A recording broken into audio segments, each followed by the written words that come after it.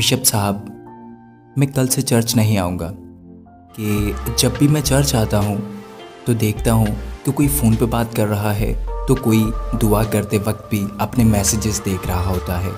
मसीह खुदावंद के ज़िंदा और जलाली नाम में आप तमाम बहनों और भाइयों की सलामती हो।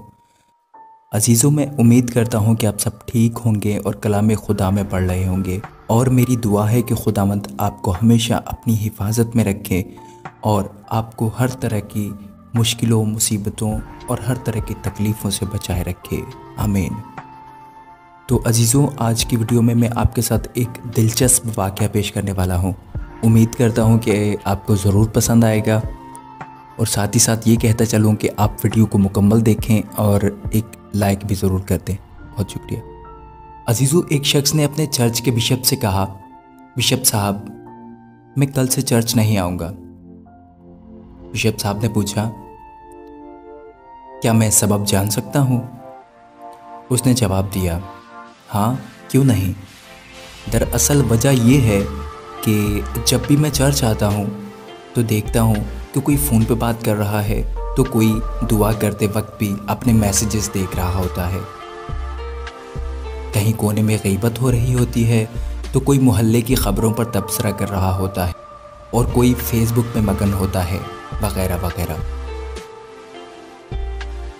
बिशप साहब चर्च से मुत्सिल अपने कमरे में गए और एक गिलास पानी लेकर आए और उस शख्स से कहा कि गिलास हाथ में लें और चर्च के अंदरूनी हिस्सा के 2 चक्कर लगाएं, मगर ध्यान रहे पानी छलकने ना पाए।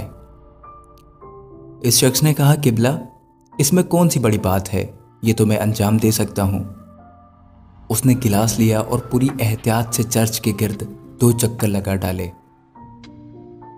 बिशप के पास वापस आकर खुशी से बताया कि एक कतरा भी पानी नहीं छलका। बिशप साहब ने कहा, ये बताइए, जिस वक्त आप चर्च के गिर्द चक्कर लगा रहे थे उस दौरान चर्च में कितने लोग फ़ोन पर बातें या गीबत या मोहल्ला की ख़बरों पर तबसरा कर रहे थे? उसने कहा, किबला, मेरा सारा ध्यान इस पर था कि पानी छलकने ना पाए, मैंने लोगों पर तवज्जो ही नहीं दी। बिशप साहब ने कहा, जब आप चर्च आते हैं तो अपना सारा ध्यान खुदा की समत रखें। जब आप खालिस खुदा के लिए चर्च में आएंगे तो आपको ख़बर ही नहीं होगी कि कौन क्या कर रहा है। यही वजह है कि बाइबल मुकद्दस भी कहती है कि तुम उन चीज़ों पर नज़र करते हो जो आँखों के सामने है। अगर किसी को अपने आप पर यह भरोसा है कि वो मसीह का है तो अपने दिल में ये भी सोच ले कि जैसे वो मसीह का है वैसे ही हम भी हैं। 2 कुरिन्थियों 10वां बाब उसकी 7वीं आयत। खुदा से तुम्हारा राब्ता तुम्हारे अपने ईमान की बिना पर मजबूत होता है, दूसरों के ईमान की बुनियाद पर नहीं। आखिर उस शख्स को सबक हासिल हो गया और उसने वादा किया कि आइंदा वो बाकायदगी से चर्च आएगा और अपना ध्यान और नज़र लोगों की बजाय खुदा की तरफ रखेगा।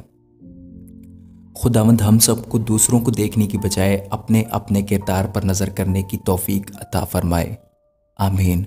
God bless you all.